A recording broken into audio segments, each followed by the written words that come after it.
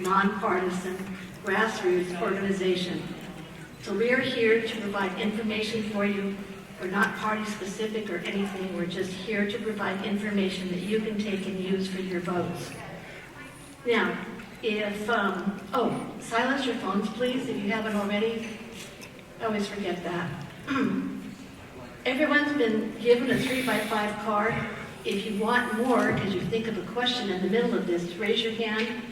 And the runners, if you guys would raise your hands, they'll come by and give you a card. Okay. We ask for one question per card, written legibly on one side, and make sure that your question is applicable to each and every candidate. We don't take any questions for one candidate. So all the questions go to the reviewers. They make sense out of the different questions and hand them to Blake here. and he'll ask the questions of the people. They're going to get a minute to introduce themselves momentarily, and then they'll get about a minute to answer each question, unless Blake decides the very, very difficult question, he might give them 2 minutes. We have timers sitting down here that are timing. They'll be putting up the paddle for 30 seconds and stop. We ask you guys to stop when they say stop, unless you're in the middle of a very short sentence. Okay. So, after about an hour, hour and a quarter, we'll have the candidates give us a 2-minute closing statement. And there we go. So let's get started.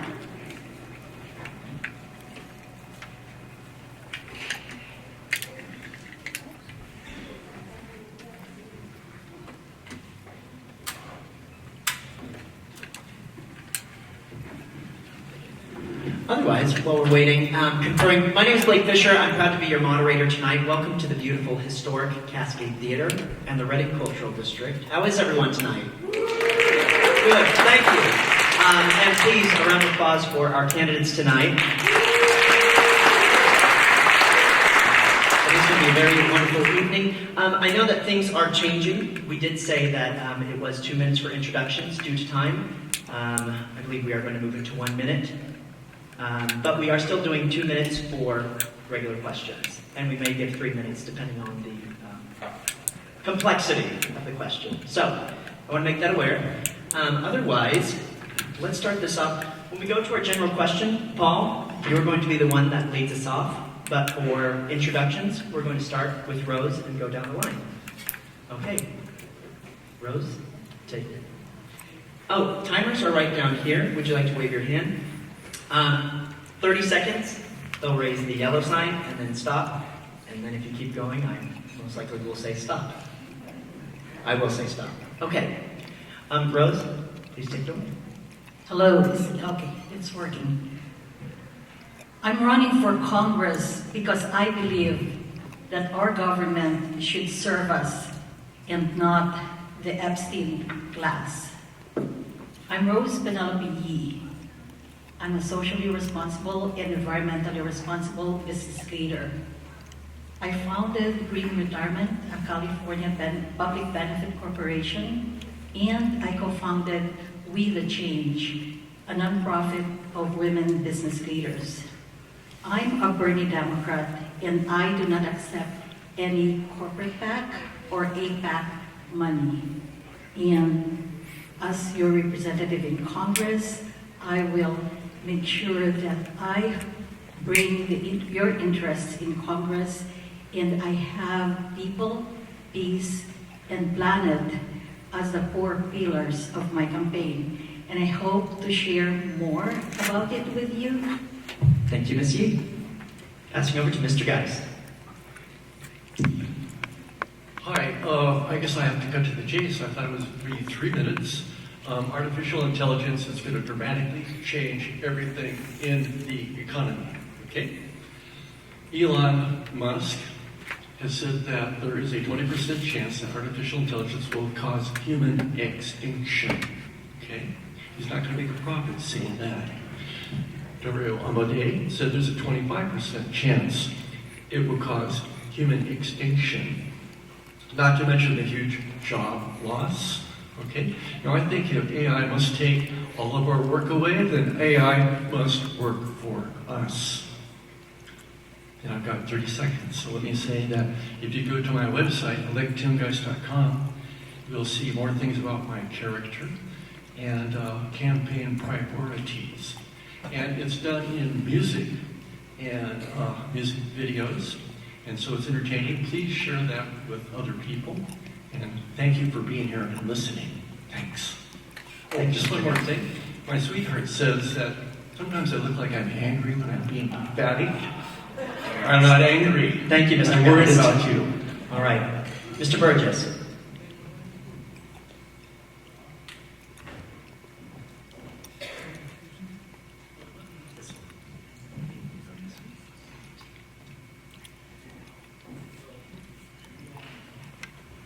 Hello, my name is Gregory Burgess. I'm very excited to be here. I've actually have some roots in Shasta. My aunt and uncle moved up here, and she taught special ed, and I taught special ed. What's really motivating me, I started working on my particular interest in helping change the world, quote unquote, back in COVID, when COVID hit. My concerns are food security is one of my main concerns, because that's what's happening. COVID taught us how fragile this food system really is, and I'm also here because I used to be a special ed teacher, so I'm here for the 13 to 30-year-olds, because we got to leave a better place for them. I'm 60, I'm on my way out, I need to help make it a better place. That's my goal. Thank you very much. Thank you, Mr. Burgess. Mr. Huffman. Hello, everyone. I'm Congressman Jared Huffman. I want to start by thanking the League of Women Voters, the volunteers, congratulating my fellow candidates, and thanking all of you for caring enough about our country to spend an evening with us. In 2 months, all of us will vote to determine who will represent this region in Congress, and there's so much at stake. Your vote will decide whether this region is represented by someone who understands we have an affordability crisis, and that the federal government should be prioritizing lowering your grocery costs, your utility bills, your gas prices, lowering your health care costs, and saving rural health care. All of these things instead of a reckless war of choice in Iran, instead of trade wars that are turning our allies into enemies, and instead of culture wars that pit us against each other, instead of massive tax giveaways to billionaires. This will also decide whether this district is represented by someone who will push back on a president who is in many ways out of control. That's what our Constitution was designed to do if Congress works as it was designed. I'm here to introduce myself as Thank the you, Mr. candidate Hunt. with the most experience and the proven Thank you. record to meet this moment. Mr. Thank Hunt. you. All right, I'm going to pass this over to Ms. Valles. My name is Angelita Valles, and I'm running for Congress. I'm living the same challenges that all of us are living and facing every single day. I've spent my life serving in executive leadership roles. I worked as a prison warden, a director of finance, director of human resource, city council member, college board president. Today, I'm a business owner running an organizational leadership development consulting firm. So I understand firsthand what it means to meet payroll, deal with rising costs, and navigate government regulations and make businesses successful. I hold a master's degree from Pepperdine University, where I studied internationally in France, Mexico, and China, a bachelor's in organizational leadership, and an associate's degree in criminal justice. More importantly, my experience comes from real life working, leading, and living the same struggles. I am a proud constitutional conservative. I believe in strong... Thank you, Ms. Valles. Mr. Saulsbury. Imagine if some of the hardest moments in our history could have been prevented, not because people don't care, but because they think people stop listening to each other.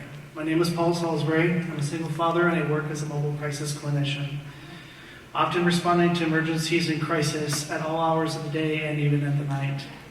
I don't see politics the way most people do. What I do see is people struggling to pay for groceries and gas, waiting weeks for access to health care, and making sure that they feel safe within their community. That's why I'm running, to focus on community safety, healthcare access, and relief for cost of living. I'm proud to be a Republican. This role I'm serving, if elected, will serve all people, from the redwoods to the ranchlands. Because I don't believe that If we don't start listening to each other again, we're not going to solve anything, and the people of this district deserve better. Thank you, Mr. Saulsbury. Ms. Littau. Testing. Thank you so much for coming tonight and showing up. I appreciate each one of you for being here. I am Robin Littau. I was born in the Midwest, South Dakota. When I was 18 years old, I went to the United States Coast Guard, so I'm a Coast Guard veteran. I lived in Sacramento for 15 years, stay-at-home mom and wife, raised my children, went through divorce, moved to Redding 10 years ago, where I've been raising my 4 kids as a single mom. They're all here in the second row with some of their friends. I'm running for Congress because there needs to be change. All the decisions that are being made at the top have drastically impacted my life at my front door with me and my children in ways that I wouldn't wish upon anyone. I am the struggling mom in the community, the mom that when I look for resources, I'm finding struggles on every single area. So I've advocated in our community. I've helped single moms. I have a single moms group, the only one in Redding that I know of. Thanks, Ms. Littau. Thank you. Mr. Saulsbury, you're going to lead us with our question, but before we begin, could you pass that microphone in front of you to the stage?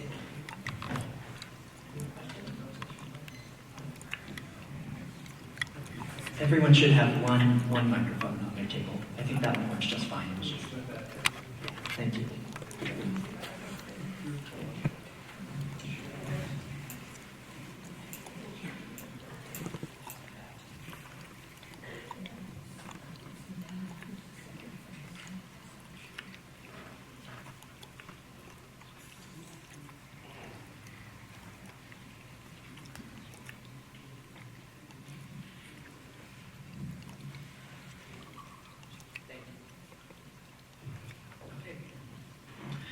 Starting with Mr. Saulsbury, and this is for all the candidates as we go down the line. So the question is, what are the 3 most important issues we face in District 2?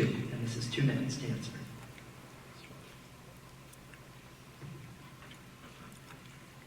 Well, for me, as I've looked over the entire district of all 9 counties, I believe that it comes down to 3 core areas: community safety, access to health care, and cost of living.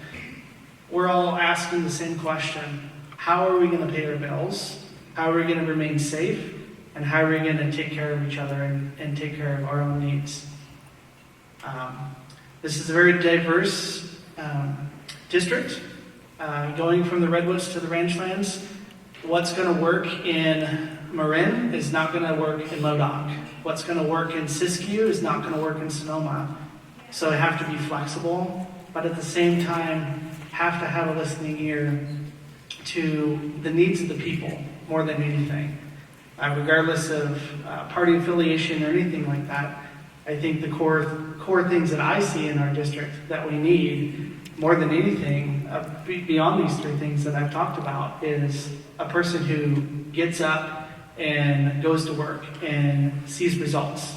We need to get away from division and move more towards solutions.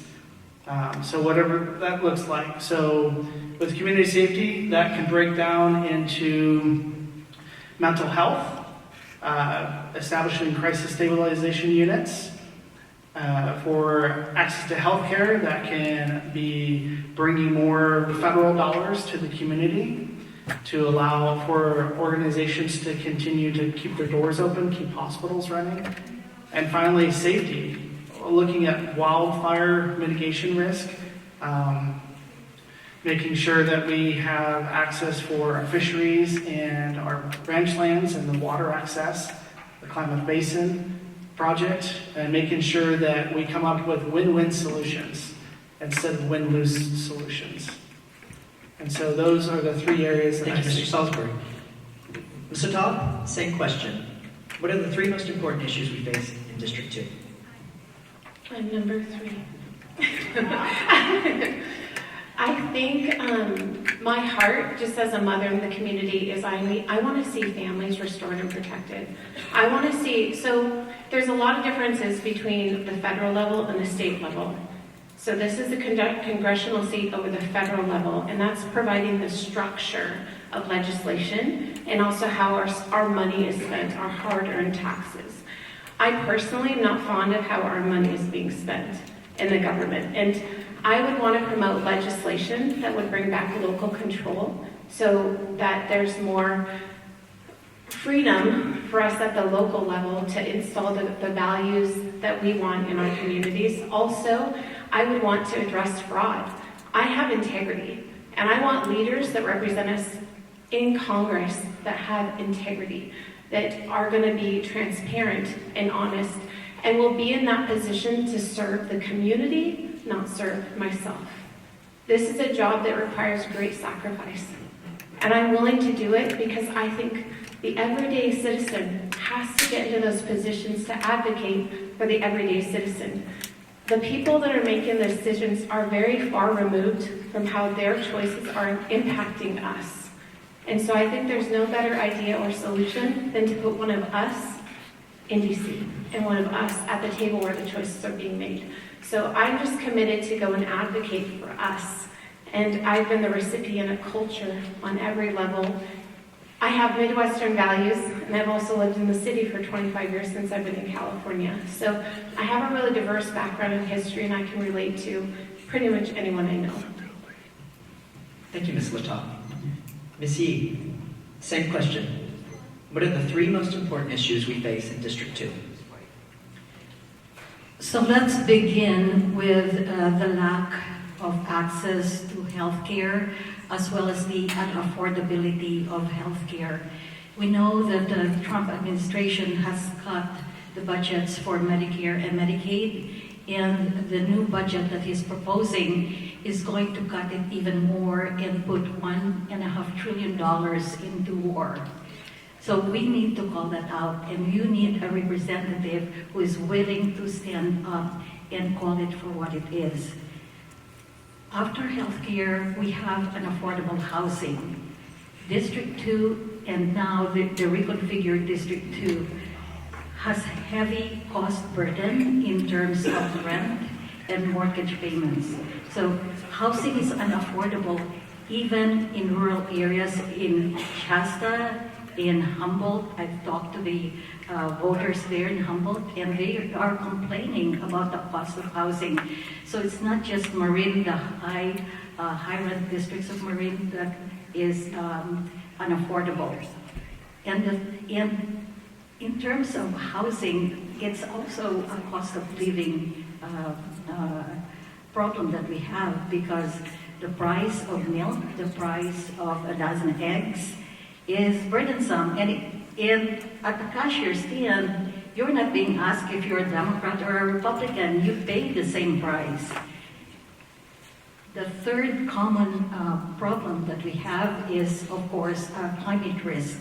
Here we have the threat of wildfire, we have the threat of droughts, and we are not allocating enough money for climate projects that would protect us from those climate disturbances, as well as invest in renewable energy that would lower our utility bills. Thank you.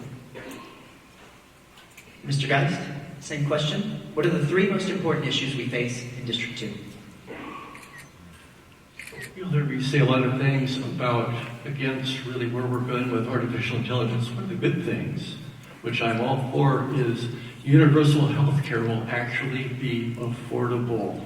Okay, so it's something we can look forward to if we have the right people in Congress that will allow it.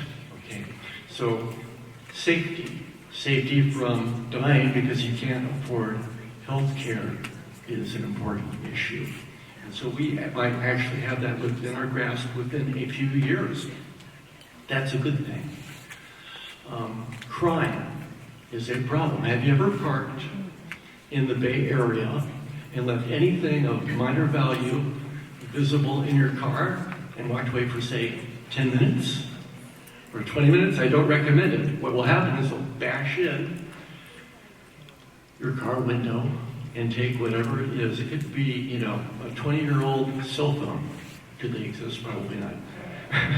But you know what I'm saying.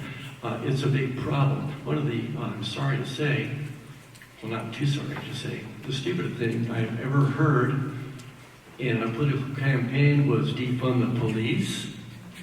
Please. Okay, so that's a problem. Now, in this district, fire is a universal problem in the summertime especially. Okay, we need wider roads, for example, in some of these more remote areas. That would save lives. Okay, and water. We need more water. Farmers need water. And so we need to, go ahead with the big water reservoirs, and that will lower the cost of food, for example. Thank you. Thank you, Mr. Geist. Mr. Burgess, same question. What are the three most important issues we face in District 2? So the number one issue we're all facing now is, I guess food security is the broader one, but agriculture, our fisheries are collapsing. We've got the lowest number of cattle head in the country since 1951. Climate change is impacting our grazing, impacting our agriculture, impacting our forests. So, like I say, when I my introduction on food security is one of my biggest issues. Second one, affordability, but that to me is employment, especially for the youth. I mean, we're losing jobs all the time, and they can't even afford, how can they afford, if they can't get a job, how can they afford a place to live?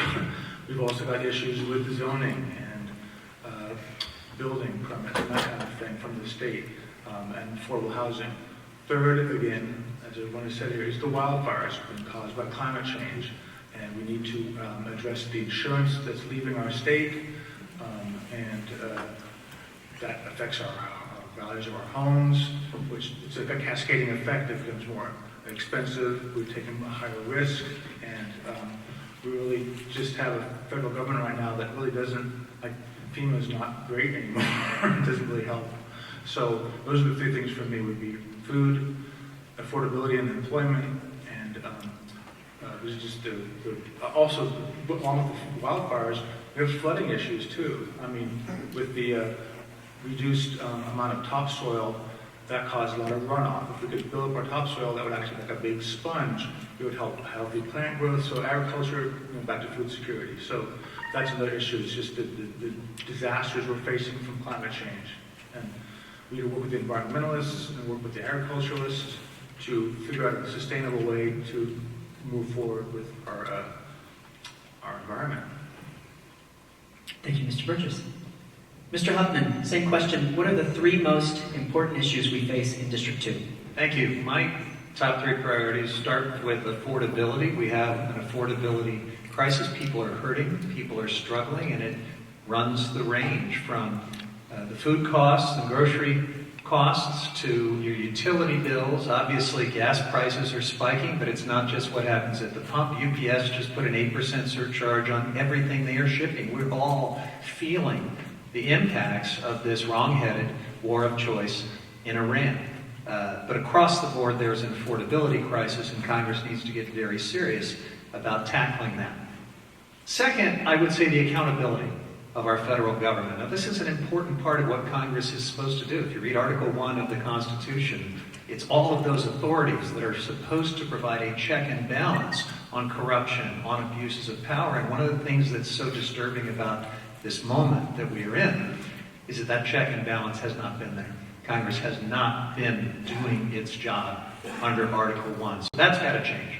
And accountability means that we reassert that authority. We grab trade policy back, budgeting authority, all of these things to get our federal government back on the rails. And then finally, I would say the third is a suite of natural resource related priorities at a time where climate change is presenting extraordinary challenges. So I am currently the ranking member, which means I'm the top Democrat on the Natural Resources Committee. What that means is that this time next year, I hope to be holding a gavel and chairing a committee that is so very important to every community in this region, for our public lands, for our tribes, for our wildlife, for our water. Those values are incredibly central to me. I've been working on them for many years, and I will have an opportunity to lead for this district if I'm your representative this time next year. Thank you, Mr. Huffman. Ms. Valles, same question. What are the 3 most important issues we face in District 2? Cost of living, wildfire prevention, and access to health care and mental health care. I believe in protecting our water, and I also believe in infrastructure of water. I have a very extensive background working in a wastewater facility for numerous years, so I understand the importance of the infrastructure and protecting that in case there's an earthquake or a drought that we need to make sure that we handle, but not at the expense of ratepayers in Northern California.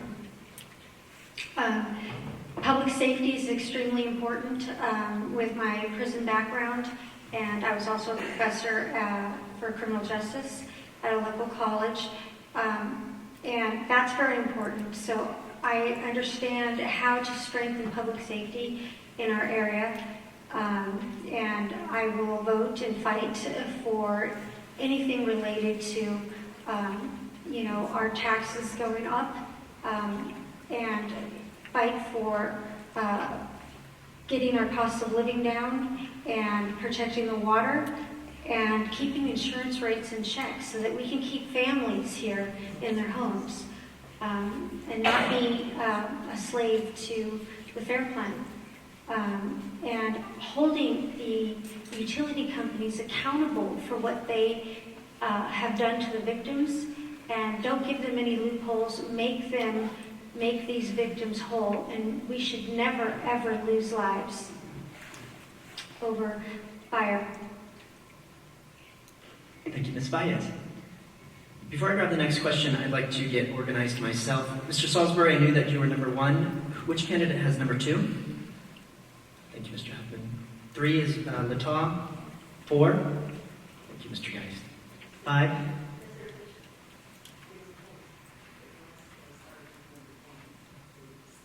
Just go there.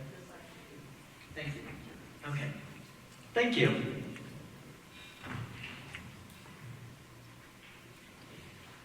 So then we're going to pass it over to Ms. Littau for the next question. Ms. Littau, what type of immigration reform would you support? Excellent question. We definitely need immigration reform. It's outdated, it's not working, it's causing chaos in our entire nation. The process to become an American citizen needs to be streamlined and made much more proficient. I think it's as simple and complex as going back to the drawing board and finding something that's going to work for today, not so many years ago. And I think we need to uphold due process.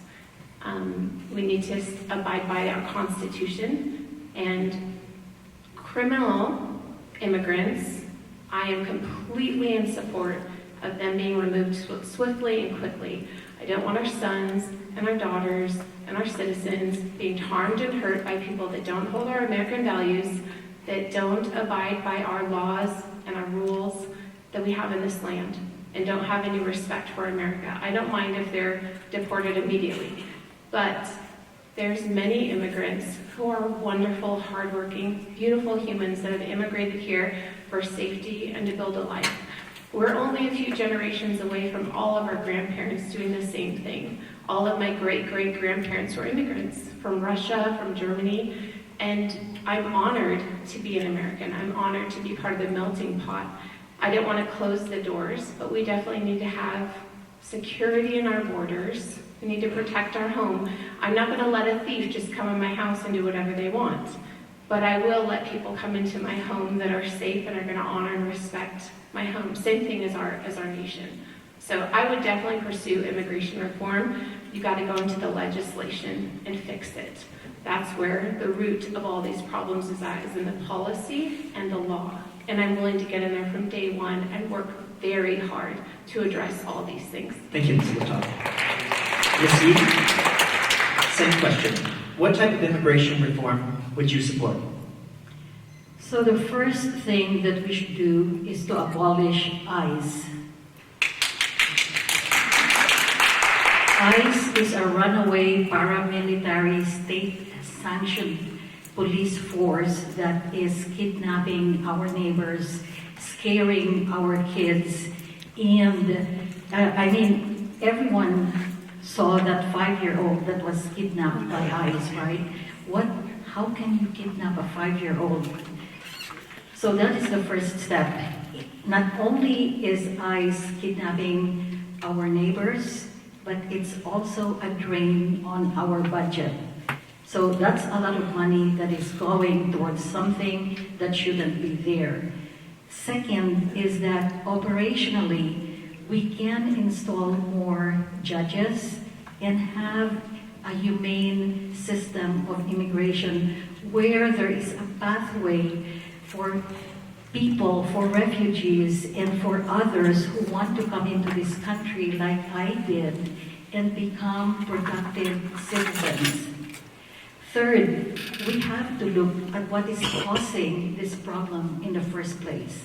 We have to look at our foreign policy that promotes endless wars, that destroys foreign countries and makes life there so hard for the people that they do the trek in order to come here and become refugees and seek a better life.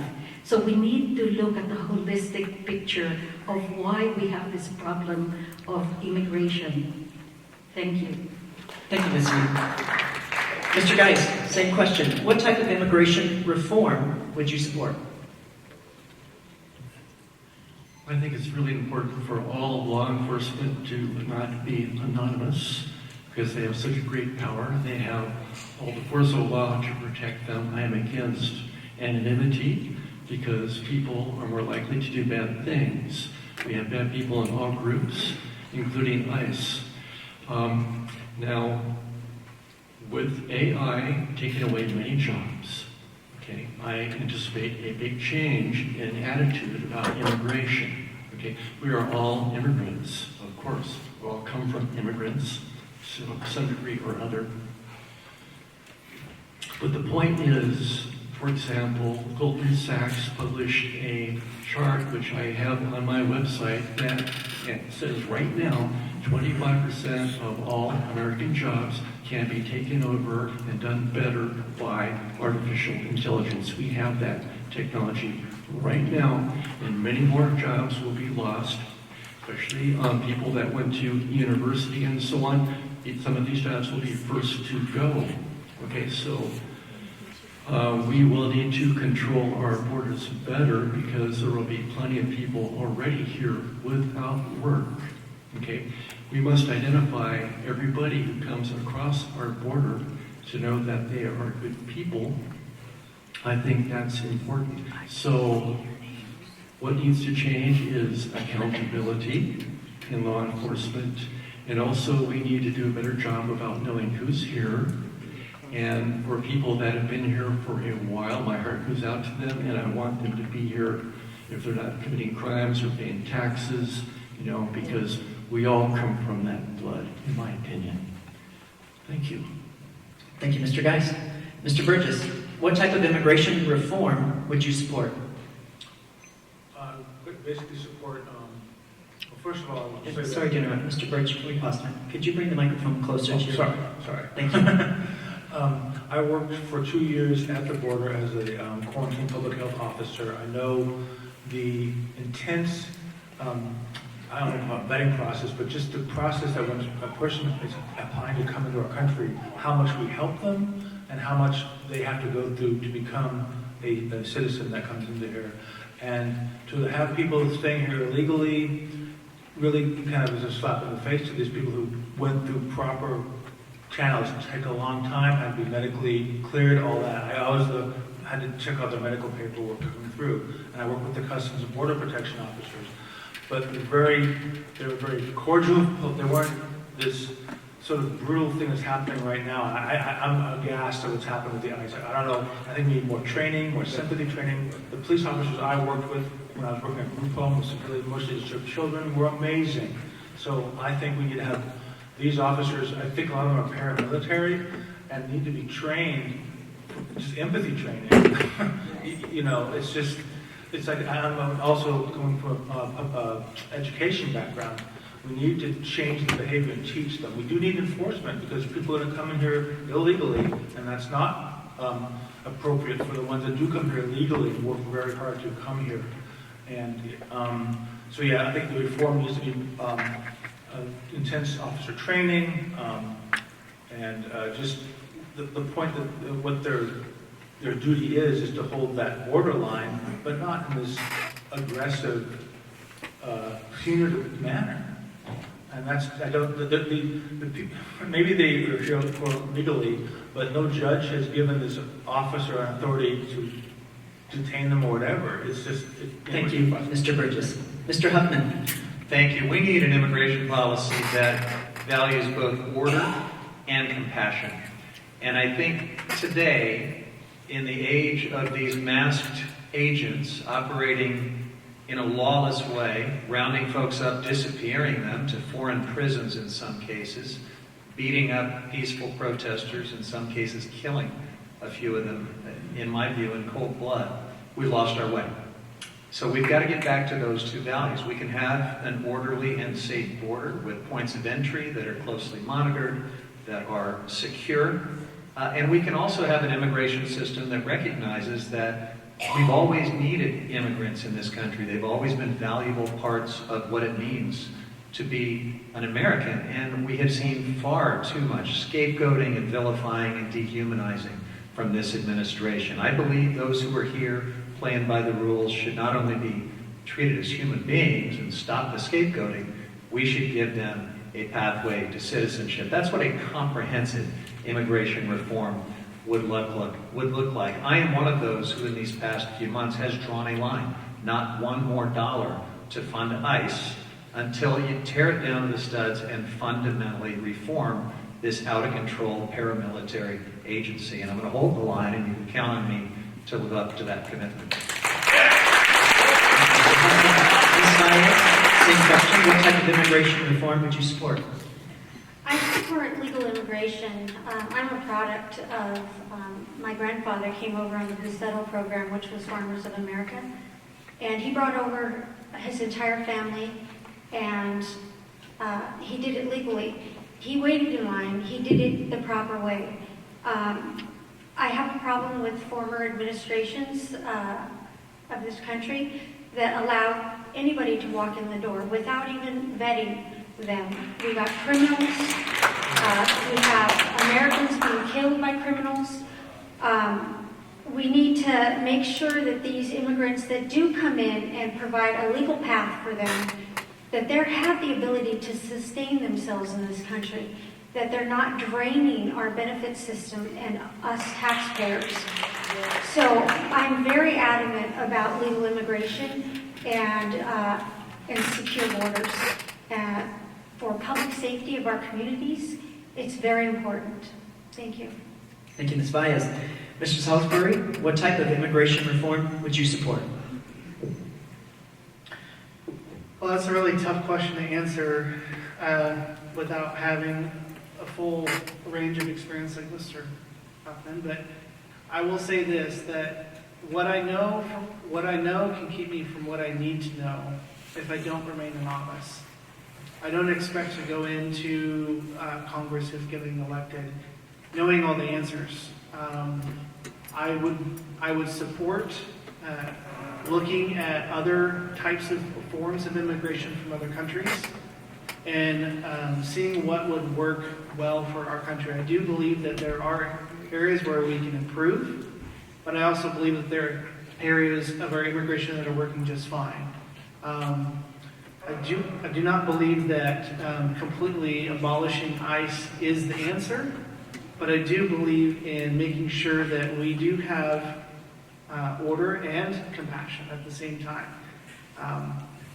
Human life has to not be political. It has to be dignified in a sense where we look at it and say, why are people coming here? How can we get the people that want to come here and want to thrive to come in a quick, economical, and smooth process? The people who are coming here to cause destruction, tear things down, and affect our safety within our communities. that has to be addressed. Whether that's new technology of vetting people coming across the borders, we have to look at our border security and make sure that we are making every effort to make sure that our border is secure. So through this entire process, it's a very straightforward, but it is a very complex issue. And so I would support an immigration policy that both Thank you, Mr. supports Saulsbury. compassion and order. Thank you. Beginning with Ms. Yee, the Save American Voter Eligibility. Do you think that the SAVE Act, passed by the House and stalled in the Senate, puts in place appropriate changes to voting? So very simple answer, no. I do not support the SAVE Act.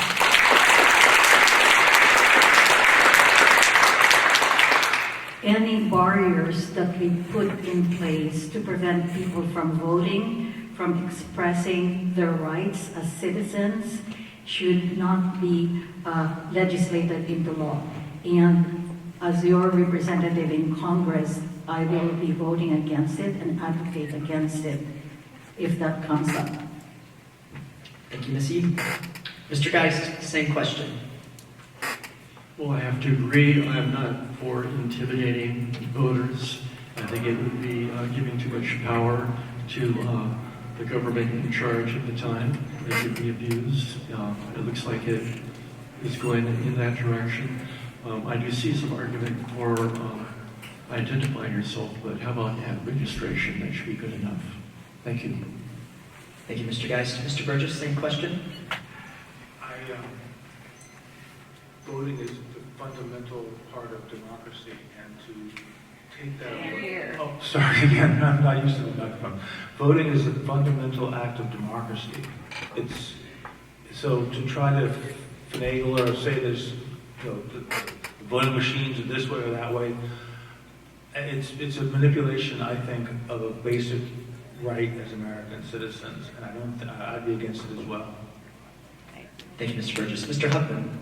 Yeah, I'll tell you why I voted no on the SAVE Act in the House, and will do so again, because it's about voter suppression, plain and simple. And, those are dark days. I think we have progressed beyond a type of politics that tries to prevent millions and millions of people from voting, but that's what this legislation is all about. By requiring all of these arbitrary and extreme identification requirements that may sound superficially reasonable, but not everyone can afford a passport. People on Indian reservations might have tribal IDs that won't qualify.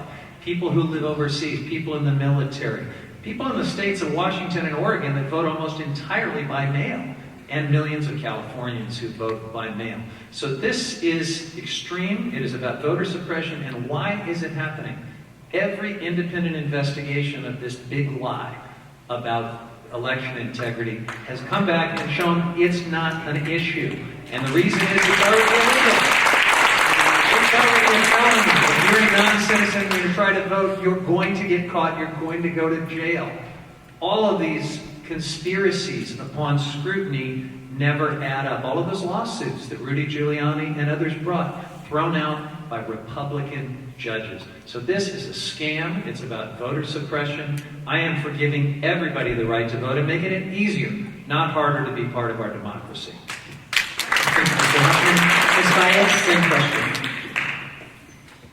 I believe in voter integrity. I believe that, everybody has a way to get a driver's license. We have to show our ID to board a plane, to do pretty much anything in this country. And I think that the Democrats don't want this because then they won't have anyone voting for them. So I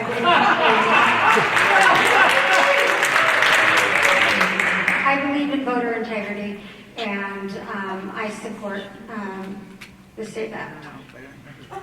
Thank you, Ms. Valles. Mr. Saulsbury, same question. Well, so far from what I've understood of the SAVE Act, I would be in support of it for this reason, and that we have to have identification for voting. I don't get to go to Switzerland and vote without forms of proof of citizenship. And so I believe, although there is a lot of push and pull regarding whether or not this is going to pull away the opportunity for people to vote who may not have an ID, just like the way that we've instituted real ID and measures for traveling around the country with passports and other forms of identification. I believe it's necessary, it's foundational. We have to be able to know who's voting in our elections. We have to know that we have a fair and straightforward election. Without that process, I believe that our democracy and our Constitution is at risk of being modified in a way where we don't even begin to realize how impactful it could be if we don't support this act. And I would be open to looking at it and making sure that it is as fair as possible and give every single voter who is legally allowed to vote the ability to access voting measures. We are in 2026.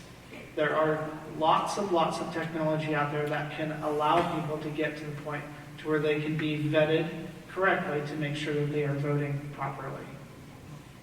Thank you, Mr. Saulsbury. Ms. Littau, same question. Thank you. Truth always can be proven with evidence, and lies and deception cannot. If there is election integrity happening in our nation, then there should be no problem with accountability factors being put in place. If you're an American citizen and you're going to vote in America, you should have no problem proving your citizenship. I have to take my ID and prove my citizenship and my ability to drive a car, to go to the doctor's office, to take my kids to the dental office. Every single thing I do, sign my kids up for school, requires identification. This is not a big ask for our voting process to hold people accountable so fraud and corruption is stopped. If there is not integrity in our voting system in our nation, then what does our vote count for? Right now we have a culture that won't even show up and vote. My own kids, their generation, does not want to vote because they think it doesn't matter. Why do they think it doesn't matter? Because they're not seeing an impact where their voice is being heard, so they're not showing up. We don't want our nation to be a laughingstock. We need to let our yes be yes and our no be no. Our voting system needs to have integrity. And right now, I question the integrity of everything going on. So put an integrous leader in there who can balance her books. I'm on the school board. I read the packets. It's hard to make a decision right now without the SAVE Act in front of me. So I can read every line and let you know what I think and my perspective on it. But I do know there needs to be an accommodation for the elderly. I have friends in the room right now that are elderly, and I would make any accommodation for them. But that doesn't mean we don't have integrity and accountability in our vital election integrity process. Thank you, Ms. Littau.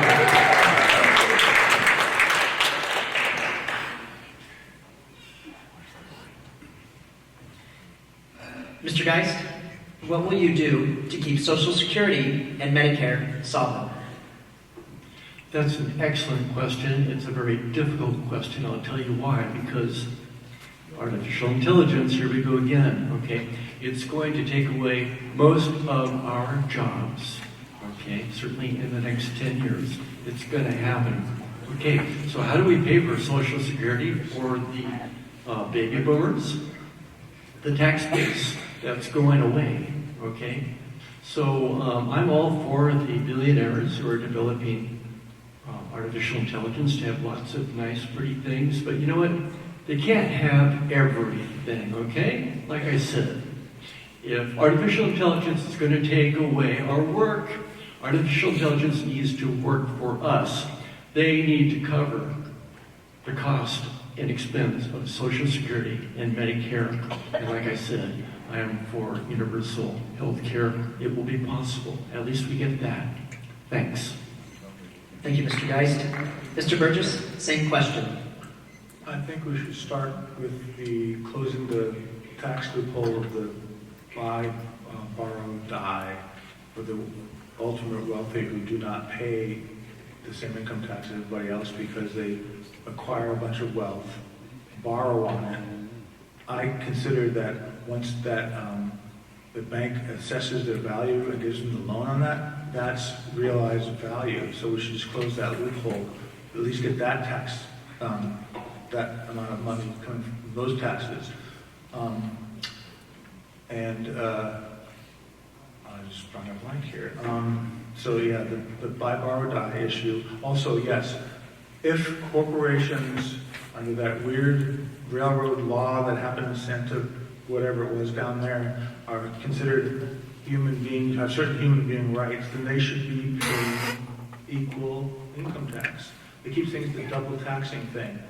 The corporation originally from the founders was considered for public good and was supposed to work for temporary public good, public works things, and was supposed to cease to exist. Well, now they're existing in perpetuity. They're not being taxed. They used to be taxed really high under Eisenhower, and now suddenly they're taxed much less than you or I are. So I think they're really just designed to accumulate and distribute money is what the corporation is designed for. And I think that also one of my ideas is to move the idea of the worker as a liability to a worker as an asset. That as a worker, you bring, and I did this because I was a Teamster, and they're trying not to pay us a cost of living wage. And I'm like, I was a school bus driver. I go, well, no school bus drivers, no company. What are you guys doing? I bring an asset to this company through my training. Thank you, Mr. Burgess. Mr. Huffman? All right, we're getting all the microphones down. This end, we'll fix that. That's exciting. Social Security and Medicare. Let's see if I can do justice to this in 1 or 2 minutes. Let's start by recognizing that this is not welfare. These are earned benefits. Every one of you pays into these incredible programs during your working life. It's a little bit like an insurance product where you pay the premium and then they pay you when you need the benefit. Now, they're a little bit different. With Social Security, we can stabilize the Social Security Trust Fund with a few basic reforms, and I'm a co-sponsor of legislation that would do that. One of the most important parts is to raise what we call the wage cap. There's a very arbitrary cap on those who pay Social Security taxes. So Elon Musk pays all of his Social Security taxes on January 1st, and then he's done for the rest of the year, because I think it's somewhere around $120,000, and anything above that, and you don't pay anymore. That needs to go away.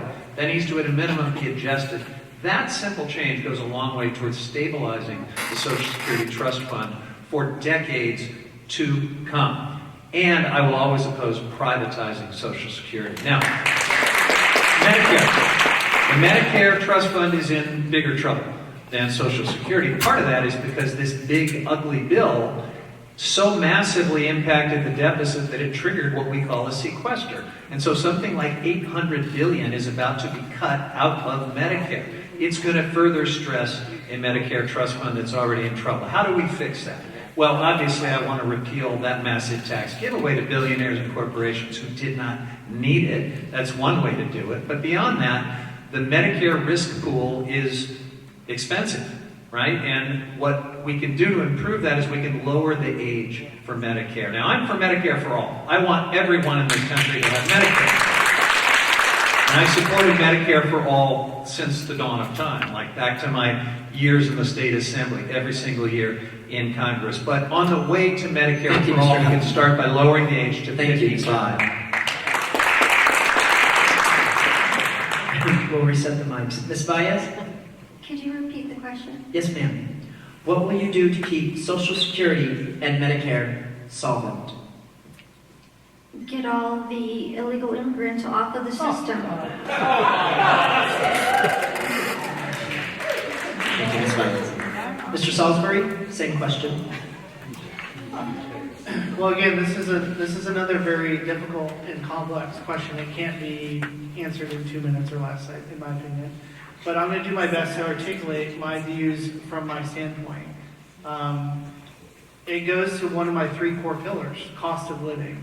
okay? What I see personally firsthand is people who are on Social Security are not getting enough money to actually really live the way they are, the way they need to be. Covering the cost of rent, covering the cost of groceries. I'm currently paying out of my own pocket for my own mother to reside in a facility, assisted facility, because her Social Security doesn't cover it all. I think after the age of 65, potentially, if this works out, if you've paid for your house in full, you're not taxed on it anymore. I talked to one resident up in Siskiyou County who said that he's paid for his house over twice as much because he paid cash for it over 30 years ago. And in taxes, he's paid for over and over again. So there has to be benefits to Social Security. I think there's enough room to move things around within the federal budget. Perhaps slicing the defense spending. I think we're at 1.5% right now of the federal budget. I think there's room for where we can slice that, but I haven't fully looked at it. But at the same time, I think there's room to keep Social Security solvent as well as Medicare in a place where we have to hold corporations accountable, but at the same time foster entrepreneurship. We can't kill one and cause the other one to thrive. We have to come to a win-win situation. And so that would be my focus. Thank you, Mr. Saulsbury. Ms. Littau, same question. Thank you. I love to break complex things down into simplicity, and I like to bring everything big and bring it into my own house, my own home. When your bank account is empty, do you get to go to the store and spend more money? This cup is empty. There's nothing in it. I can't drink from it. I can't get anything from it. America right now, we have a huge problem because we're in the red. There has been mismanagement of our taxpayer dollars. It is getting put in the wrong places, in the wrong pockets. And while other people's pockets are full, mine are empty. And I'm working hard every day to put food on my table and pay my bills and feed my children and do all the work that every American's to do.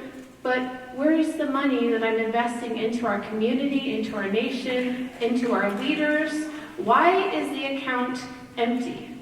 Because if whoever's budgeting up there in DC or at all these legislative levels, if they were putting the money in the right buckets in the right places, we wouldn't have to have this conversation about Medicare, about Social Security, about infrastructure, about our roads, about things. Our money is supposed to go towards building and securing for the American people. So we have to go to the root, and the root is mismanagement, it is fraud, it is wasteful spending, it is poor legislation that is ruining and wrecking everyone at the middle and lower levels of income, which I qualify in. So I want legislative reform, I want accountability in DC, and I want to know where our taxpayer dollars are going, because I'm tired of seeing an empty cup when at home I have to always keep something in my bank account to put food on the table. So if I can manage my own household, I guarantee you that I can go up there and say, we can't spend money we don't have. Simple. Thank you, Ms. Yee, what will you do to keep Social Security and Medicare solvent?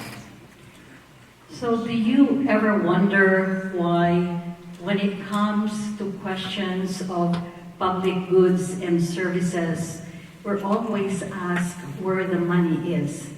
But when it comes to war, nobody asks that. Do you know that the Iran war, as of yesterday, has already cost us $38 billion? And when we talk about Medicare, we do not even have Medicare for all. Our country, all of us here, seated here and up here on stage, deserve universal, single-payer healthcare system. A system where if we get sick, we can go to the hospital and not have to worry whether we have insurance or not. a system where if we get cancer, we do not have to worry about getting medically bankrupt. And so how do we indeed fund that, if that is the question? It is a question of allocating our resources, our tax dollars, towards public goods and services that serve us. It is high time that we stop spending our tax dollars on war. Like in 2024, for example, there was the Israel Supplemental Appropriations Bill that sent an extra $26 billion in military aid to Israel. Why isn't that money going to us?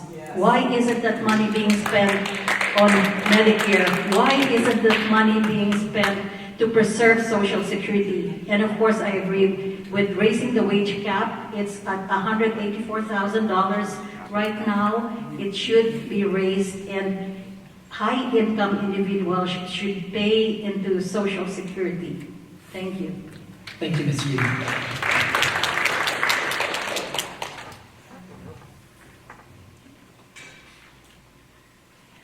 Mr. Burgess, what is your position on birthright citizenship?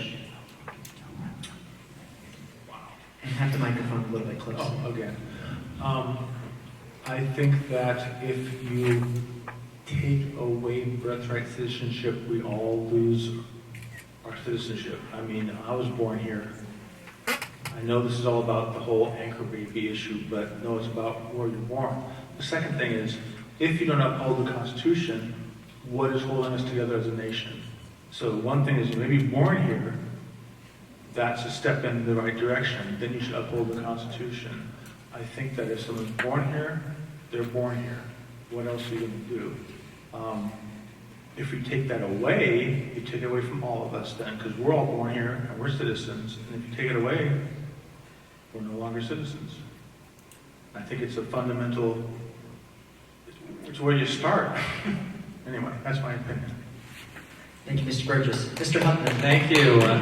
I'm with the 14th Amendment of the United States Constitution, which clearly says if you're born in this country, you are a U.S. citizen. I'm with over 150 years of legal precedent that have upheld that basic value. I'm with, in this case, the Supreme Court of the United States, which held an oral argument on that this week, and apparently is not being bullied by a president who, for the first time in our history, showed up at an argument to try to intimidate the Supreme Court. They appear ready to do the right thing. And I'm with Bruce Springsteen, born in the USA. Ms. Valles, same question. What is your position on birthright citizenship? I think that if we allow a pathway for illegal immigration to come and have a baby, I think it incentivizes people to come here illegally just to have a baby and be on the system and burden us as American citizens. I'm always going to be for American citizens 100%. We as a country need to protect our own and not incentivizing illegal immigration. Thank you, Ms. Valles. Mr. Saulsbury, same question. Well, my mother immigrated here from England, and I was born here in the United States, so I would essentially side with the sense of birthright citizenship. It goes back to immigration reform, it goes back to community safety, it goes back to cost of living. All of it, in my opinion, becomes interconnected. We have to not necessarily look at these issues just as single issues, but then we also have to expand and extrapolate upon that in a way where we're making sure that the decisions that we're making are correct. So, yes, do people come in here illegally to have a baby? Probably so. There's an incentive to come to this country. It's the freedom, it's the desire, it's the American dream, as they say.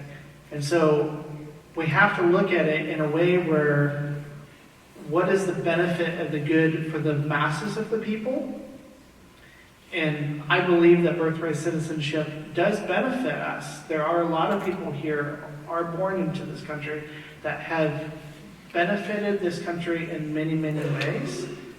I do believe that there are areas where people who are born here that have caused some destruction. And so I don't know what that looks like fully, but from my standpoint, in this sense, I would support birthright citizenship. Thank you, Mr. Saulsbury. Ms. Littau, what is your position on birthright citizenship? Honestly, I don't know a lot about this topic because I am a working mom. I own my own business. I'm taking on another business of Joyful Living magazine in the community and running for Congress and raising my family. So I don't have a lot of time to sit around and watch the news. However, in this congressional position, this is my commitment to you. When legislation is put before me, I'm going to look at both sides of the situation. I'm going to look at the entire whole and make a decision based on as much comprehensive information as I have in front of me.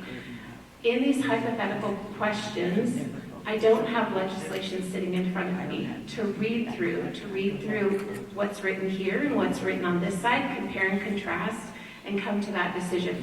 My personal opinion, I have no problem with birthright citizenship.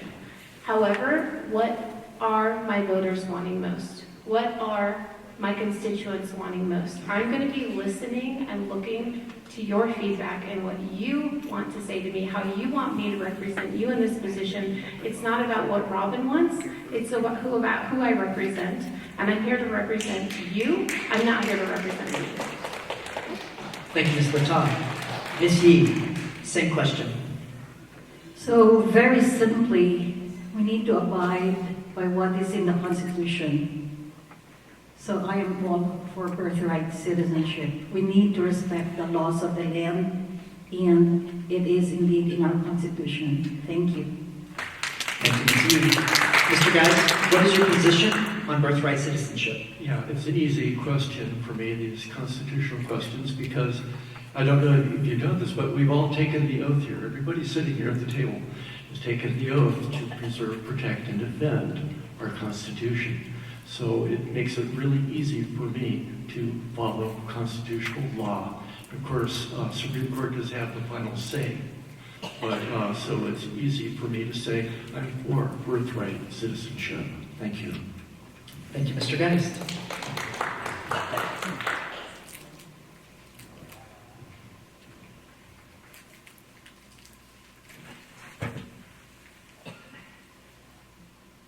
Thank you. And we'll probably only have time for one more question after this. Wonderful. Thank you. Let's give it up for our candidates so far.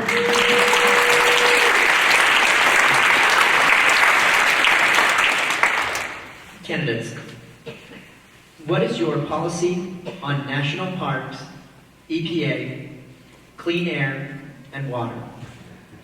Will you uphold California's environmental laws in the federal court attempts to overthrow them?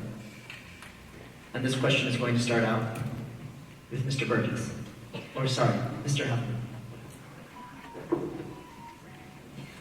So thank you for that question. As the ranking member of the Natural Resources Committee, you can imagine that I'm on the front line of a lot of battles over every single one of these things. So look, clean air, clean water, biodiversity, our wildlife, all of the bedrock environmental laws that have brought us so far in the past 4 decades, since the dark days of the early 1970s when rivers caught on fire and we couldn't put them out, when they declared the Great Lakes dead, that fish would never live there anymore, when we were losing our iconic national symbol, the bald eagle, because of DDT. All of that environmental progress has brought us so far. Every one of those bedrock protections is on the line right now, and I'm leading the fight to defend those environmental protections. Lastly, I'll just say with our national parks, and all of our public lands really, but especially with national parks, there's a very sinister attack underway right now. Our national parks tell the story of America. In many cases, battlefields, historic monuments, they are telling the American story, and there's an effort right now to scrub the story, to whitewash the history of slavery, of Native American genocide, and so many other things. Let's let the experts of the National Park Service tell the story of America and keep politicians out of it. Ms. Valles, same question. Can you repeat it? Yes, ma'am. What is your policy on national parks, EPA, clean air, and water. Will you uphold California's environmental laws in the federal court attempts to overthrow them? Regarding national parks, I do think it's important that we preserve those parks. EPA, in the very beginning, I don't like regulations that are going to hurt businesses.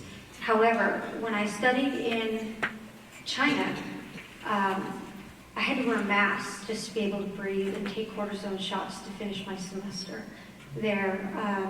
And the air was so filthy that when I would come back, I would take a shower and soot. I would look down and there was soot in the shower. And I thought, wow, what is this doing to us? So when it comes to EPA, I think there needs to be a middle ground so that it's not debilitating for businesses to function, but it's also important that we keep our health in check. As far as clean air, water, I support water not being dumped into the ocean to save the fish where we have wildfires. I protect our water, and like I said, in my water background, I think that it's important that we do have clean water, but not to support a little fish where our communities are being burned down. Thank you, Ms. Valles. Mr. Saulsbury, same question. Yeah, so with national parks, it's a very historical aspect of our country. For 7 years, I was able to travel around the country as a flight attendant before moving into mental health. And I had an opportunity to go to several of the national parks and explore some of those areas. It's very vital to our history. It's very vital to preservations. At the same time, we have to look at the overview of how our national parks are being handled, make sure they're handled correctly. When it comes to water, water is the lifeblood of our district, quite honestly. Up in Siskiyou County, water is essential for the lifeblood for our farmers. We're putting these regulations on farmers where there's emergency shutoffs, and it's affecting our economy. It's affecting the livelihoods of the farms. It's affecting businesses. A lumber company, I believe up in Siskiyou County, had to shut down because they couldn't afford to pay their employees anymore. When it comes to the EPA, it goes back to my 3 core pillars: community safety, cost of living. We have to make sure that everything is safe and effective. A lot of times when you start looking at policies over people, you realize that there's a lot of red tape going on. There's a lot of pointing fingers. And if you notice, when you point a finger, there's 3 fingers pointing right back at you. So I would want to look at it in a very broad but very strategic way to make sure that whatever is going to benefit the most majority of the people, that's what I would do. And when it comes to California, I'd have to look at the legislation to see if that's going to benefit our district, but then also benefit the people. Thank you, Mr. Saulsbury. Ms. Littau? Last question. I got it. So for my profession, I've had a cleaning company for the past 9 years. So I clean every day, all the time. Cleaning is one of my favorite things. Taking that on a national perspective, I've been a Christian for 25 years, and Proverbs 14:1, please don't hit it, is one of my favorite verses. A wise woman builds her house, but a fool tears it down with their own hands. I've taught my kids from a young age, we're either building up or we're destroying and tearing down. What kind of family, what kind of house do we want to have? What kind of nation do we want to have? Including the national parks, including the EPA. We want clean water, we want a functional nation, and we have to find a way to work with our farmers and our ranchers and support them so we can have food, so we can eat, so we can have clean water, so we can have a beautiful land. That also starts at the local level. When we're walking around Redding, California, there's a lot of trash. There's a lot of trash in our creeks, a lot of trash in our neighborhoods. When we're going for walks, it starts at home. It starts with raising our kids up to love this land that we live in, to take care of what we have. So this is a big holistic approach from the top down, but there definitely needs to be legislation that's going to provide the infrastructure to make America, keep America very beautiful. This land that we love, this land that we call home. But we are all part of the solution, and we're also all becoming part of the problem. So we all have to do our part to make this place beautiful, to clean up the mess, starting in our own homes, our own neighborhoods, our cities, our states, and working out from there. So I commit to vote on legislation that's going to keep America beautiful, freshwater, healthy. I love this nation, and I want it to be here for generations to come. Okay. Simple. Thank you, Ms. Littau. Ms. Yee, same question. So my campaign is focused on 3 pillars: people, peace, and planet, because all of those 3 are intersectional and influence each other. So we talk about the planet. We want to have a livable planet, one where all climate action is geared towards renewables, towards projects that would prevent wildfire and climate disasters. And California has the most stringent regulations, I believe, in standards in terms of our nation. And we should hold California as those standards that the rest of the nation should strive for. So, yes, we protect the EPA, protect those standards, make sure that our national parks are budgeted for in terms of what they need, and that we have clean water and everything that we as citizens of this great country need in order to enjoy our lives. So we need to look at our skewed priorities again, because every time we have these issues, we have problems, we need to look not just at the problem itself, but what is causing it. And a lot of these things, the problems that we have, the issues that we have, are skewed because of the priorities of Congress, where we spend on wars instead of our public goods and services. So as your legislator, as your representative in Congress, I will make sure that I oppose this $1.5 trillion that is being budgeted for war, and instead reallocate it so that we have what we need in order to thrive and live well. Thank you, Ms. Lee. Mr. Geist, same question. This is a topic that makes my heart want to sing, but I will spare you. But it brings to mind how beautiful or spacious skies were amber waves of grain. We have a duty to pass it on to future generations, and I feel that in my heart. So I would like to expand national parks. EPA, we should not sacrifice, Environmental Protection Agency, we should not sacrifice our children, environment to make a few bucks. Money comes, money goes, okay? But there are some poisons that can remain in the ground for generations, okay? We need the EPA to be well funded and staffed, okay? Clean air. I remember when I was a child, I went to Los Angeles from Santa Barbara, and I could not breathe. Could not breathe, okay? Like I said, we need the EPA, okay?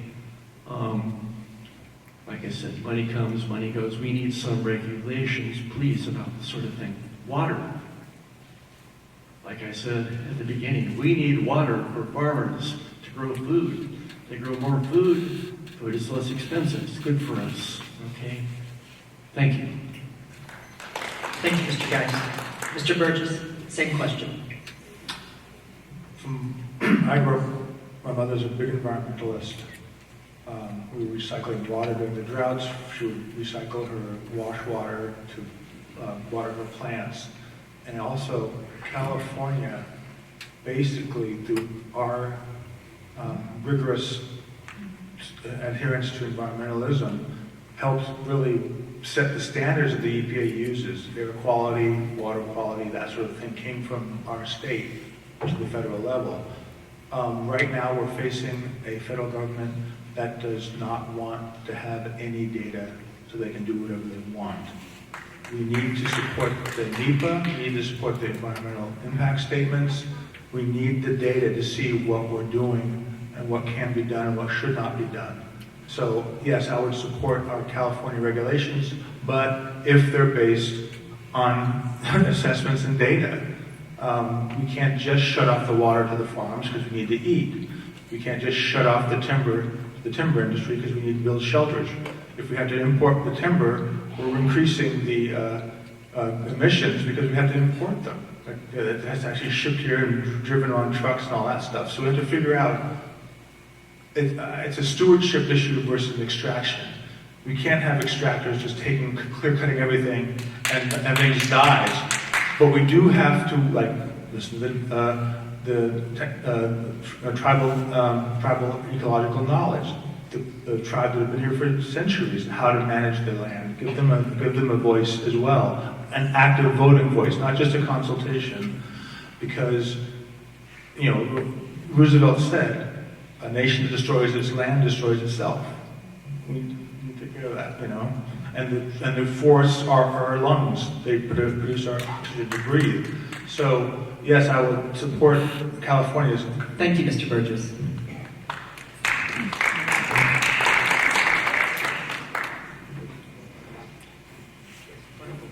We have time for one more question, and then we'll move on to closing statements. This will be 1 minute time limit for this final question. And we'll be starting with Ms. Valles. If elected, how much time will be spent in Shasta County? Will you have a Shasta County office? Absolutely. If I'm not in session, I'm going to be here working with the people, listening to your needs and your concerns. So yes, I will have an office here. Thank you, Ms. Valles. Mr. Saulsbury, same question. Absolutely. I've lived in Shasta County for 18 years, so this is my home. But regardless, every county in the district, I would make myself accessible to. I've already created a mock schedule of what my week would look like when I'm not in Washington, D.C. I'd be traveling around the district to every community, giving an opportunity for all voters, both Republican and Democrat, to meet with me, have dinner with me, ask me questions, all sorts of things. And I would definitely have an office here, as many offices as I could within the district, as much as possible. This is not about me, this is about representing the people of this district. We need a voice, we need a strong voice for this district. Thank you, Mr. Saulsbury. Ms. Littau, same question. Yes. Yes, I would. I would be home here as much as possible while doing this congressional role because I love my family. I want to see their beautiful faces and sleep in my own bed once in a while, and I am so accessible. I try to make myself accessible as a school board member. Every single month I have a meet and greet. I go for an hour, sit at the coffee shop, say, hey, any parents and constituents that want to come talk with me, present your concerns, let me know. I am always checking my email. I'm always communicating with my community. I'm an open book, and I'm willing to have a conversation about anything at any time. So I absolutely will be available in this role to do what I'm supposed to do, which is represent your voice. So I really hope for your vote, and thank you for the honor of speaking tonight. Thank you for your time, and thank you for coming. Thank you, Ms. Littau. Ms. Yee, same question. If elected as your representative in Congress, regrettably, I would have to resign my position as chair of the Democratic Central Committee of Shasta County, but I will continue on supporting you and also still be part of the Democratic Women's Club, and I hope the Raging Grannies, and also be a member of the Shasta County chapter of organizing committee rather of DSA. I live in Reading, and I love it here, and I love the people. I love all of you, and it would be so much fun to be in Congress and also to be here to represent you. So thank you. Thank you, Ms. Yee. Mr. Geist, same question. We are so lucky to live in Northern California. Can you agree with that? Absolutely. Wow. It's so beautiful. Marin, Del Norte, Modoc, it's all so beautiful. As for Shasta County, well, I have a place with 120 fig trees just outside of town. I imagine I'll be around a lot. And it'll be a pleasure to have discussions with everybody. My phone number is available, okay? To people in Reading. So call me, and I'll very happily serve Shasta and the rest of our beautiful 2nd District. Thank you. Thank you, Mr. Geist. Mr. Burgess, if elected, how much time will be spent in Shasta County? Will you have a Shasta County office? I mean, having to represent 9 districts, I give a proportion of the 9 district time to Shasta. I love it here. Like I say, I have roots here. My aunt and uncle moved up here, and I would visit Thanksgiving, Christmas. I always enjoyed seeing Mount Shasta when I came up here. And Tim Geist is right. Northern California is beautiful. Been driving around to Modoc, just driving to different places is wonderful. So yes, I'd love to. I'd be chomping at the bit to come back from Washington just to drive around and meet with you. But I would have to obviously. I think some of the smaller counties like Trinity and Modoc would also be, they've been sort of neglected. I think I don't have offices there too. I have to balance that out. But yes, I would definitely include Reading and Shasta as one of my places I'd really love to come to and listen and learn. Thank you, Mr. Burgess. Mr. Huffman, same question. Thank you, Blake. I grew up in Missouri, the Show Me State, so I'm going to answer your question by showing you. Today is my 3rd trip up to Shasta County just this year. I've already been in every corner of this newly redone district, and I will be back a lot today. I had a chance to tour Shasta College, to see their amazing fire academy, to learn about their programs, the nursing programs, so many other wonderful services. I had a chance to tour downtown, to meet next door with Jefferson Public Radio, to meet the Chamber of Commerce and the Historical Society, the amazing arts community industry vitalized downtown here in Reading. And you asked about an office. I will absolutely have an office here in Reading. I commit to that. It will be staffed, and I will be there. This is not just how I'm campaigning for this office. This is how I will serve. That concludes it. Thank you. We're going to head to closing statements, starting with Paul. Mr. Saulsbury. This will be, it was 1 minute to begin. In my notes, it's 2 minutes. So, there we go. 2 minutes. Well, my closing statement, I would say this. You know, tonight we've heard a lot of policies. We've heard a lot of points of views. But at the end of the day, we have to ask ourselves, who is actually going to show up for us and do the work? In my role as a mobile crisis clinician, I meet people at some of the worst moments of their lives. And I have to build rapport with them in a very short amount of time. And I have to build alliance with them and find out what their needs are. When it comes down to it, it's these 3 core pillars: community safety, healthcare access, and cost of living. There's more issues and more concerns within the district that I see, but those 3 core pillars is what I'm standing on. I make myself available to every possible person in the room. I believe that it's not necessarily about left, it's not necessarily about right, it's about moving forward together. We are all in this together. Even though I would be seeking to represent everyone here in the room, we are all in this together. So I would make myself transparent, I would make myself available to communicate through social media and meet and greets in a way where you are informed more than normal, to the point to where the desire to want to get involved in politics, the want to get involved in seeking change for this country would become inspirational again. I'd like to see every single seat filled 2 years from now here. So thank you for your opportunity for speaking tonight. Go to my website, paulsaulsbury.com. Thank you, Mr. Saulsbury. Ms. Littau, your closing statement. 2 minutes. I'm not a career politician. I'm a veteran. I've served our country. I'm a single mom. I've successfully raised my 4 children. They're right here in the front row. I'm a small business owner in our community that I built it from the ground up. I took on a second business recently as well, and I'd be honored to fulfill this role in Congress to represent the everyday American citizen in our community. I live with integrity. I'm a Christian. I love God with all my heart. I know how to live a life of service.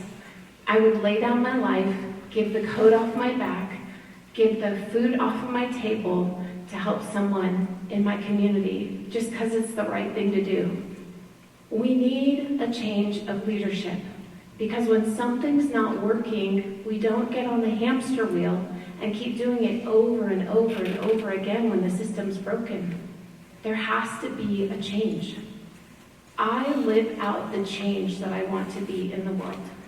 When I see something broken, I fix it. When I see someone broken, I stop and I help them out.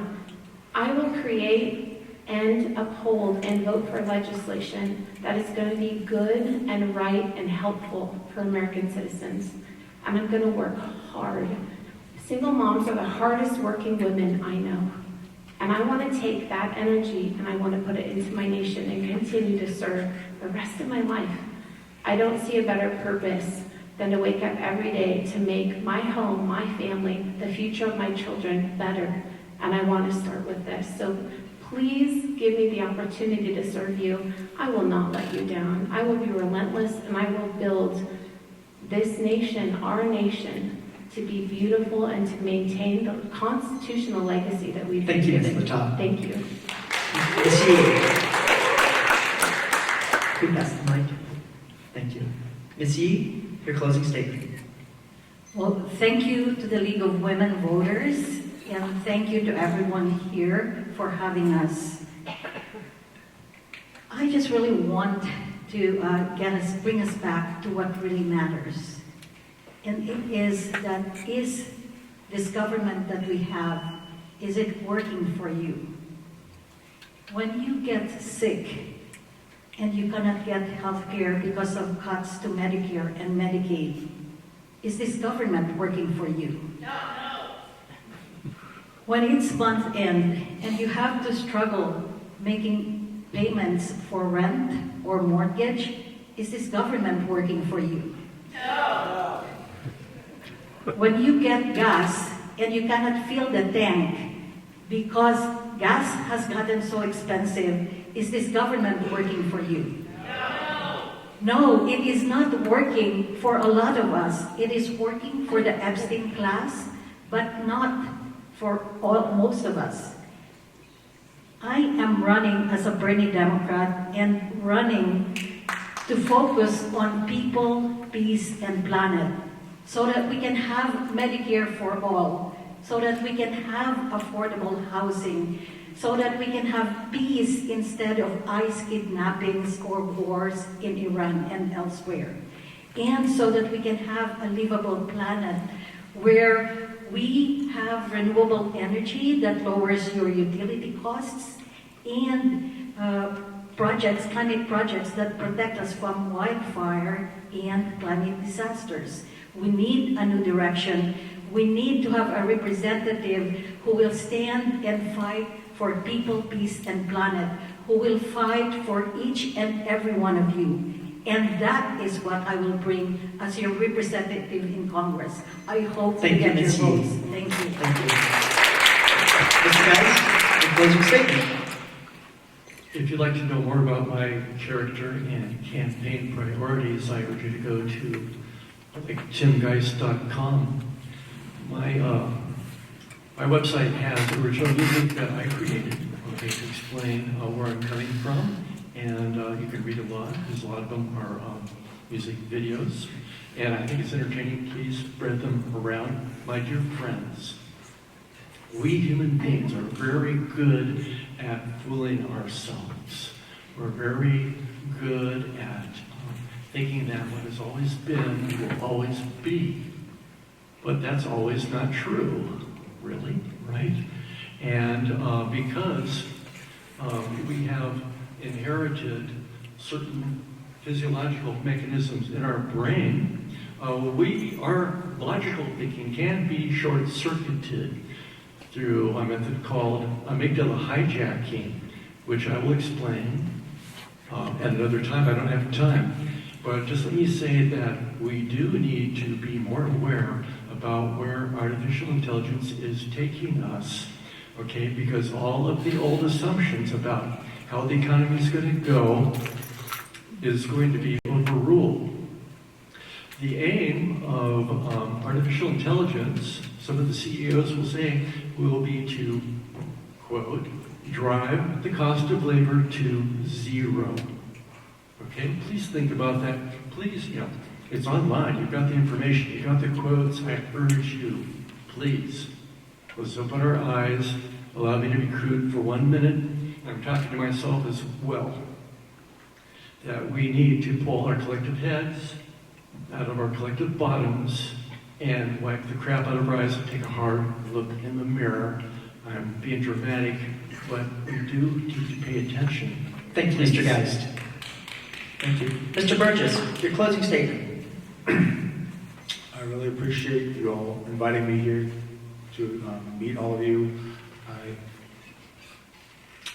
What I can say is California District 2 is a microcosm of America. It's one of the broadest, biggest districts in the country, just land-wise, out of the surface area. But it is rural, suburban, and urban. What we can accomplish here, because if you give me your ideas and we take them to the House floor, they become American laws, American ideas. And we are a very industrious, intelligent, caring district.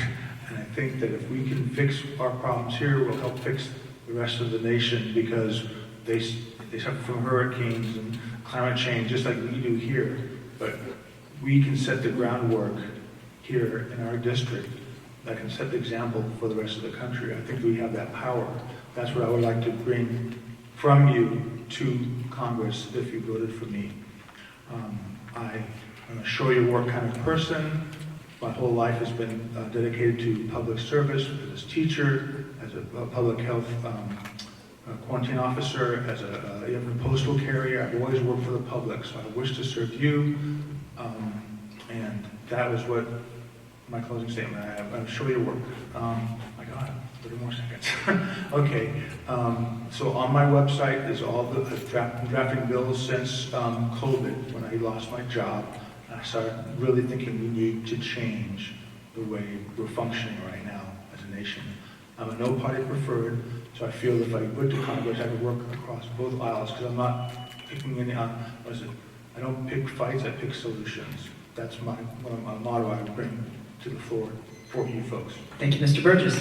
Mr. Huffman.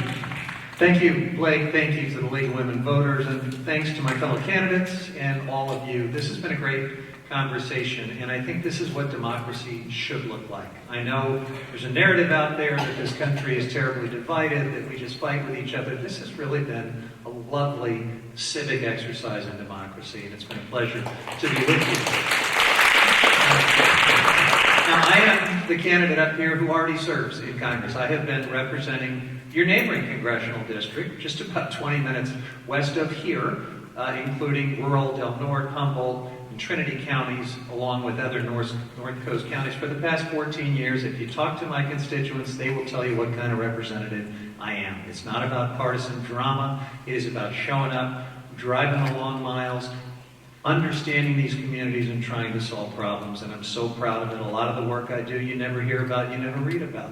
We serve 5,000 or more constituents every single year, delivering wins for them on all kinds of casework with federal agencies. I'm asking for your vote to continue that work on behalf of these 3 new counties that have been drawn into the district. And if you entrust me as your representative, I promise I'm going to focus like a laser beam on affordability and accountability. We've talked a little bit about what that means. Let me just say on accountability, it's got to be about the future, and I'm worried right now that we are losing our future. In the last 15 months since Donald Trump took office, 95,000 scientists have left federal government. They've been driven out by political purges, by massive cuts to their agencies, by an Office of Management and Budget run by someone who says he wants federal employees to feel trauma every day when they go to work. We are ceding our future. These are the folks that are developing climate models, that are developing cures to cancer. They do such important work for Americans, and we've got to get back to winning the future. I am endorsed by the California Democratic Party, by labor groups, environmental groups, and I will be Thank you. Ms. Valles, your closing statement. I just want to say that I love Northern California. I think of everywhere I've traveled in the world, this is probably the most beautiful, scenic place I've ever been to, and I just love it. And I just want you to know that if I'm elected to Congress, I will fight for you. I will fight for law and order. I will fight for your rights. I will fight for everything that we need to make us a better country. And I think it's important that we don't forget where we all came from and make sure that going forward we make better decisions for the people. America first. God bless America, and thank you for having me. Thank you, Ms. Valles. Before we say thank you to everyone, get out your calendars because it is election season. So there are a few more candidate forums coming up. Wednesday, April 15th, the Shasta County Library, 5 p.m. to 6:30 p.m., Shasta County Supervisor, District 1. Thursday, April 16th, Anderson Senior Center, 6 to 8 p.m., Shasta County Supervisors, District 5.